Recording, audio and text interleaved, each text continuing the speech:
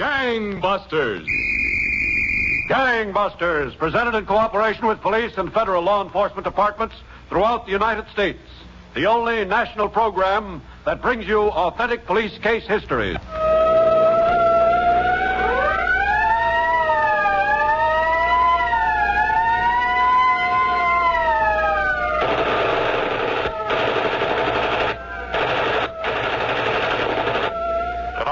Gangbusters presents the case of the date with death. When murder linked an old coat, a woman in the rain, and angry police officers out to avenge a slain comrade.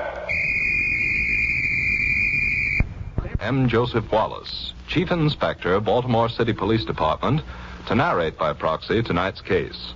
Chief Inspector Wallace. Thank you, and good evening, Gangbusters listeners. Suppose we begin tonight's case on a Sunday afternoon in late November 1947. A huge crowd had gathered in the Baltimore Municipal Stadium to watch the Baltimore Colts in a professional football game. The weather had been threatening all afternoon, and during the third quarter, the skies opened up. Many of the fans scurried out of the rain for cover beneath the stands. One of these was an attractive young woman who ran down a ramp toward the first shelter where a man was standing.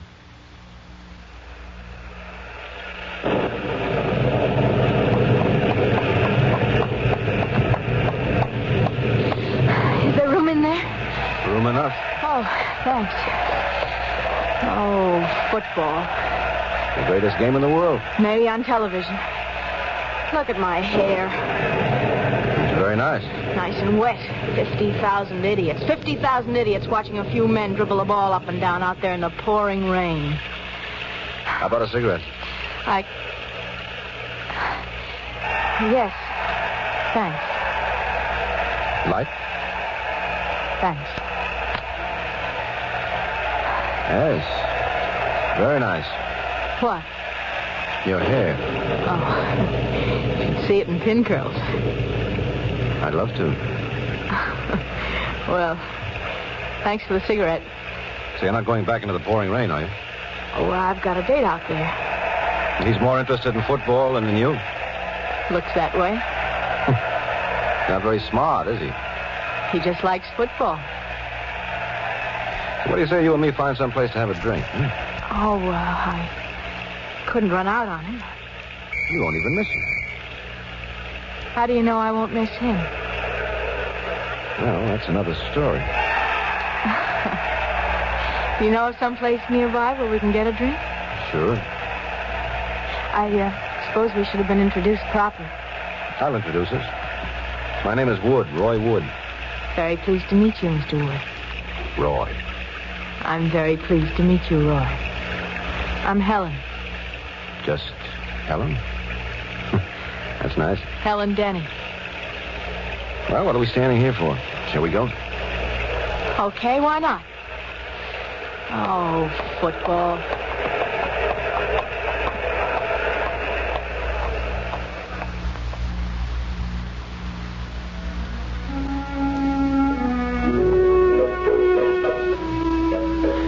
You see, I told you I'd find a place where we could have a drink.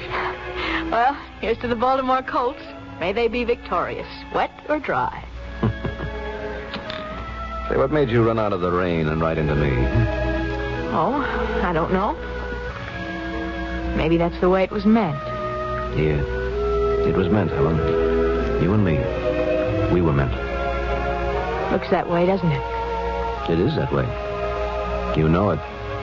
Roy, how crazy can we get? Known each other 20 minutes. I couldn't be the liquor. We haven't even finished our first drink yet. And what is it? You know, this is funny. I'm 28 years old. I feel like a schoolgirl. Like a kid in saddle shoes. You want to hear how I feel? I hope I know. You do, baby. Tell me all about yourself. Where do you live? What do you do? Everything. Oh, I live out on 33rd. You do? Mm. I live out that way myself, on Pratt, near Broadway. We're practically neighbors. It's made to order. Well, what do you do? For a living, I mean. Oh, odd jobs. What do you mean, odd jobs? Oh, just that. I don't believe in tying myself down from 9 to 5 every day. When I need money, I work for it. Oh. You look a little bit disappointed. Well, I just took it for granted that everybody had a job. Well, let's just say that I'm more in the professional line. If there's anything I need, I just get it. Nice to be able to get anything you need. Is there anything you need, honey? Nothing I can think of right now. Well, don't let it worry you, Helen. I get along. I'm sure you do. I think it stopped raining now. Then we'll celebrate. We'll have another drink, huh? All right, Roy. Let's have another drink. Waiter. Waiter, hey, waiter.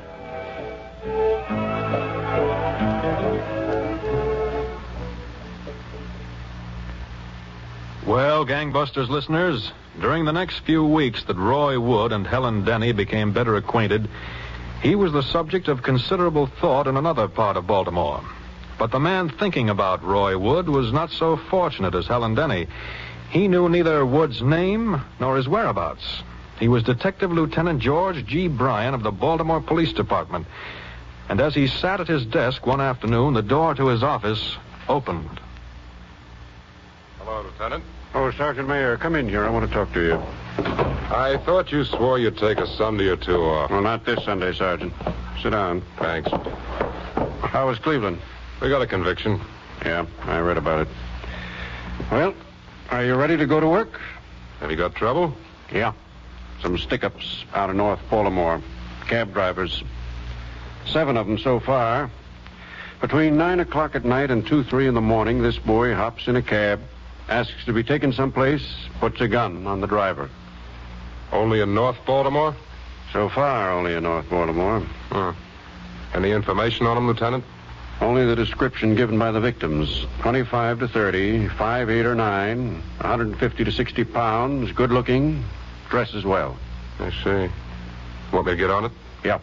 Have a look at the report, Sergeant. And the uniform men out there are pretty much on the watch for this boy. They're taking a good look at every taxicab on the street at night. Talk to the uniform commander out in Northeast tonight. Maybe you can be of some help to each other.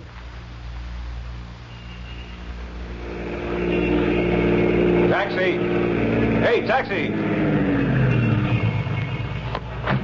Hop in, buddy. Yeah. Oh, what a night. Yeah, looks like we're in for a big snow tonight. Thank heavens I'm through in another hour. Boy, I hate that driving that snow. Old man Winter should drop dead. Where to? Alameda and 33rd. Right? Yeah, every winter I say to myself, Ernie, they got taxi cabs in Florida. Go to Miami, get yourself a job for the winter. Will you ever do it? Look at me. I got flat feet. Had you ever hear of anybody getting flat feet pushing a hack? Shut up. What? Look, mister, I don't want any more talk out of you. All I want is your dough. Now keep your eye on the street, but remember, this is a gun sticking in your back.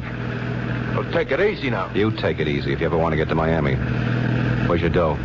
Right here in this pocket. Keep your hands on the wheel. I'll reach for it.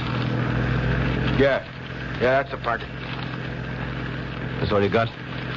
Well, look, I had a bad night. It ain't my fault I had a bad night. Want me to pull over so you can get out now? Alameda and 33rd. Yeah, I'll meet her on 33rd. I hate to remark about it now, buddy, but in my rear view mirror it comes up a squad car. You know, cops. Just keep on driving. Yeah. They're still there. I see them. There's a red light down there. You want me to stop for the red light or go on through? Stop for it. Yeah. Right alongside. They're pulling right alongside. Don't give them any high sign. I won't. Not me. Uh-oh, one of them's getting out to have a look. Here he comes. Keep your mouth shut. Okay. Is everything all right, driver? Yeah, officer, You. Me? Step out of there. Let me have a look at you. Huh. It's snowing, officer. Step out here. Oh, all right. You can have a look at this. Hey! Halt! Stop that man! Stop him! I got a gun! Come on now, let's go! Come on! I'm right with you here.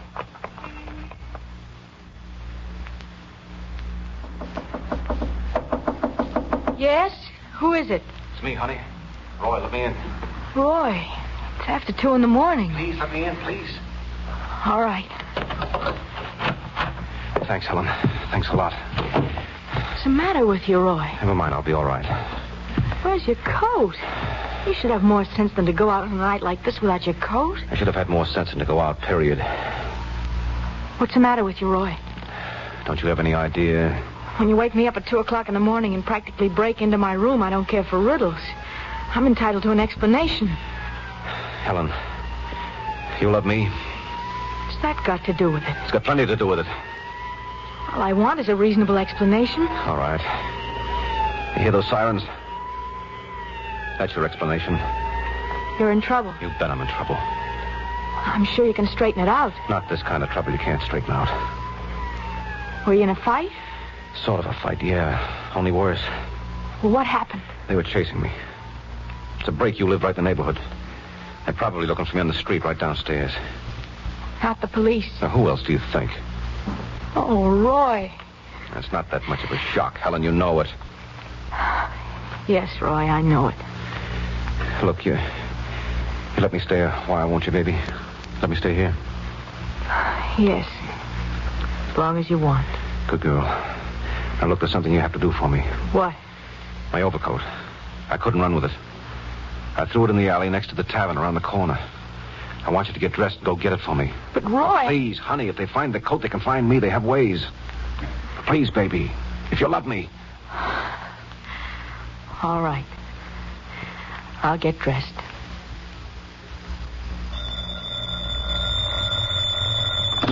Lieutenant Bryan. Hello, Lieutenant. Sergeant Mayer. Patrolman Benedict was dead on arrival at the hospital. Yeah, we heard, Lieutenant. Any sign of this man out there, Sergeant?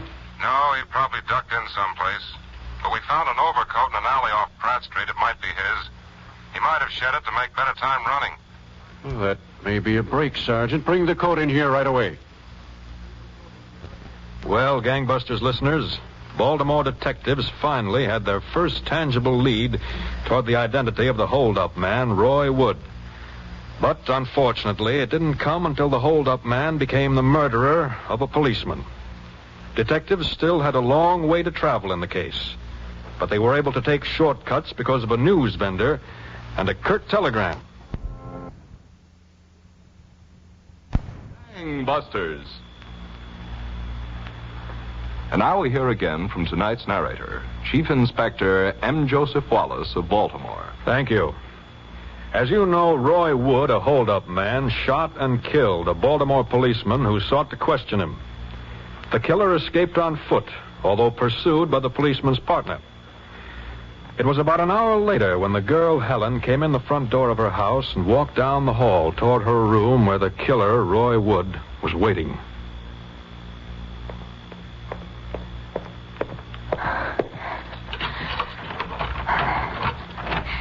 Baby, I thought you'd never get back. I thought you... The coat, where's the coat? I looked in the alley, Roy. It wasn't there. I guess they got it. Guess the cops picked it up. Roy. Huh? You killed that policeman, didn't you? Listen, baby. Did you or didn't you? Yeah, it was me. The whole neighborhood is up. There are police cars all over. Listen, honey, you won't say anything to anybody about this, will you? How could you do it, Roy? I did it, that's all. You won't say anything, will you? Why didn't you leave me alone? Why'd you have to bring me all this? Baby, I love you. You know what'll happen if they get me, you know, don't you? You weren't fair to me, Roy. You should have let me know what I was getting into. I know I should have, but I didn't. Honey, you won't say anything, will you? No, Roy. I won't say anything. Thanks, Helen. Thanks a lot. What are you going to do, Roy? I don't know. I gotta think. They got the coat. You said they might be able to find you through the coat. Yeah. I'll have to get out of town for a little while. I better go back to my room now and get some things. But, Roy, the streets are full of policemen. If they see somebody without an overcoat... Yeah, that's right. Can I stay here a little while longer? All right. But you mustn't go back to your room, Roy. You mustn't go back at all. Hey, Johnny, Lieutenant in there? Yeah, he's in there, Sergeant. Thanks. Hello, Lieutenant. Come in, Sergeant. Well, I guess we can put this overcoat in cold storage. No luck, huh? I traced it from the manufacturer to the retailer, the United on Fayette Street. They keep records of names and addresses of customers only when there's alterations. No alterations on this coat. Well, how about their memory? Doesn't anybody there have a good memory? Yeah, they remember having coats of this style in stock. That's about all. Nobody remembers selling this one. Any cleaner's marks in it? No, the coat's never been cleaned. Well, we at least know the guy is a perfect 40. Sergeant. Yeah? It's pretty much of a sure thing this guy lives or did live in North Baltimore. From the way he operated, yeah. You want to waste a little time? How? Well, if he does live in North Baltimore someplace, there's somebody that's seen him and knows him. I think we ought to take this coat and visit every store and bar between Monroe and Hanover, north of Franklin. The coat's not the most ordinary ever made. Maybe somebody will recognize it and know the guy. Maybe. Don't you think it's worth it? Sure, Lieutenant. I think it's worth it. Anything's worth it. Son! Late. What do you read? Son, News Post? Paper, buddy? No, not just now. I'm a police officer. Yeah? Son, News Post? What do you read? What do you read? Paper? Look, the shopkeepers around here tell me you know most everybody in the neighborhood. They can read, I know 'em. Son, News Post, all late. You know the owner of this coat? That coat there? Yeah. I don't look at people's coats. Hey, that could be Roy's. Roy? Roy who? How should I know Roy who? He buys the paper from me once in a while. I call him Roy. Who calls him Roy? The guys, he hangs out in that bar down the street, Casey's. Okay. Thanks a lot. For what? What do you read? Paper, all late, Sun Post. What do you read?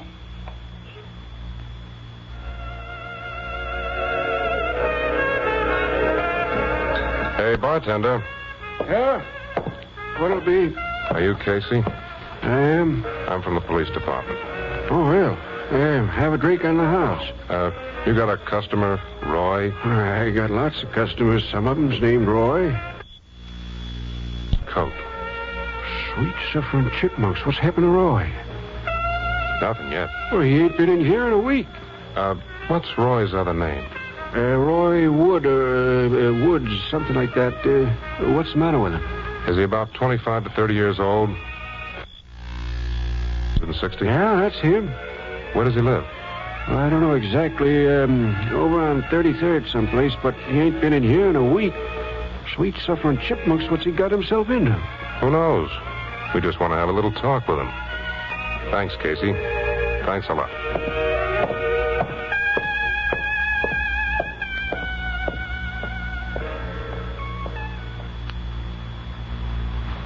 Deposit 45 cents, please. Yeah. Here you are.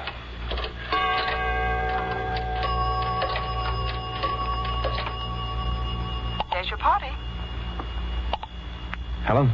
Yes, Roy. How are you? Miserable, baby. Me too. Honey, listen. Nobody's been around to see you. You know who I mean? No, nobody's been around. Ah, good. I guess everything's okay then. I'm coming back to Baltimore. I don't know, Roy. It's too soon. I've got to come back. Roy. I know what I'm doing, baby. I'll be in touch with you. All right, Roy. Goodbye. Bye, honey. Why, you gentlemen are certainly mistaken. Roy Wood is a fine young man. I wouldn't have rented a room to him unless he was a fine young man. But he hasn't been home in a week. I told you he's a fine young man. Mrs. Porter, you're positive this is his coat? Well, I can't be positive, but he has one like it. It wasn't in his room. Well, if he went away, he must have taken the coat with him. You say that Roy never brought any friends here? Never. You never saw any of his friends. No. I asked him not to have company, and he didn't. He's a very respectable young man. Well, what about women? Did you ever see him with any women? No, I never saw him with any women. But those that he did go out with were very nice girls. How do you know they were very nice girls? Well, this last one, she sounded like a very nice young lady over the phone. You spoke to her? Of course, several times. I took messages for Roy. What kind of messages? Well, this girl, this Helen, she called and left a number 2 or 3 times. She sounded like a very nice girl. What'd you do with the number? Oh, now, what would I do with the telephone number? I scratched it on the telephone book. May we see the telephone book, Mrs. Porter? If you insist, this way. Thank you. But Roy Wood is a fine young man, a very fine young man. Here she is, Lieutenant. Lieutenant Bryan, Helen Denny. Sit down, Miss Denny. You have no right to drag me down here to the police station and keep me waiting so long. I think I'm entitled to some explanation. She says she hasn't seen Roy Wood in a week. That's true. Exactly how many times did you see Roy Wood altogether? I don't know. I didn't stop to count. You heard from him in the last week? No, I haven't heard from him. Where is he now? I told you I don't know. I don't know. You know what we want him for? No, We think he killed a policeman. that's not so. We wish it weren't. Now, the more you try to cover up for him, the more trouble you're going to get yourself into, young lady. I'm not trying to cover up because there's nothing to cover up. All right. I know you've been in touch with Roy Wood. Please. I know it. Matter of fact, while the sergeant was bringing you down here, a Western Union messenger boy knocked on your door. You didn't know that we have a couple of men watching your house day and night, did you? I don't know anything. And that Western Union messenger boy, when there wasn't any answer, he slipped a telegram under your door. Would you like to read it?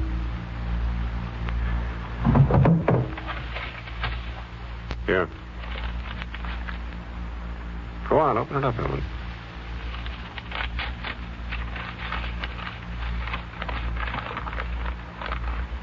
And you still tell me you haven't been in touch with Roy? All right. I just don't want to see him hurt. That's all. I don't want to see him hurt. If you don't want to see him hurt or anybody else, then you'll help us. How? He sent you a wire to meet him on the corner of Broadway and Pratt tonight. You will meet him. Please. Can't you do it some other way? Do you have to get me involved in it? You said you didn't want to see him hurt. This is the easiest way we can take him. For him, for us, and for you. But All right. What do you want me to do? You go home now. You'll wait until 10 minutes after 8. Then you'll walk out the front door. You'll walk down Pratt Street to Broadway. Then you'll stand on the corner in front of the drugstore. Please, Lieutenant, You'll stand on the corner in front of the drugstore. We don't know whether he'll drive or take a cab or walk, but we do know for sure he's got a gun on him. We'll be all around there.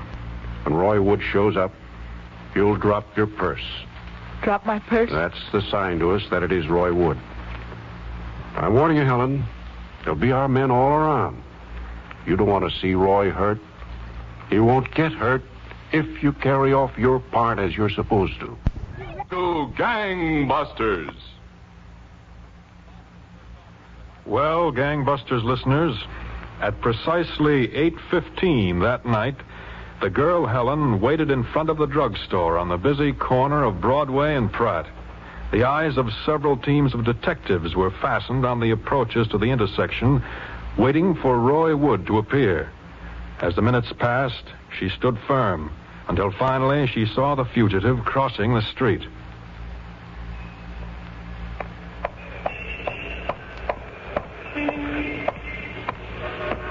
Hello, honey. How are you?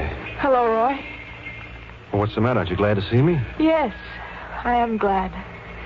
Look, I've got a car parked on the block. Let's go, huh? Roy, listen to me. Well, come on. We can't stand here all night. Roy, I don't want to see you hurt. I won't.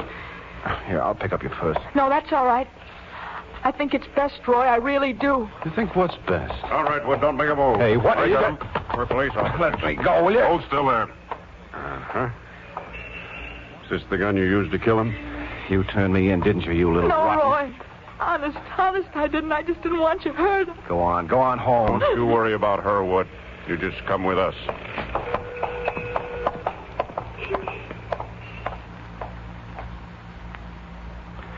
That, Gangbusters listeners, was exactly how this killer was taken by detectives of the Baltimore Police Department. He was placed on trial a short time later and convicted of first-degree murder. Roy Wood is now in a death cell at the Maryland State Penitentiary, awaiting hanging. Thank you, Chief Inspector M. Joseph Wallace, for this insight into how Baltimore police conducted a difficult murder investigation. And congratulations to Captain of Detectives Henry J. Criss and all the officers who participated in the investigation leading to the arrest of this killer.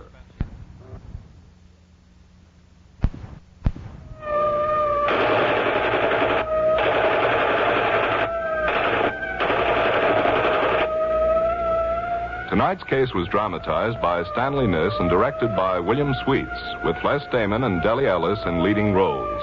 Roger Foster speaking.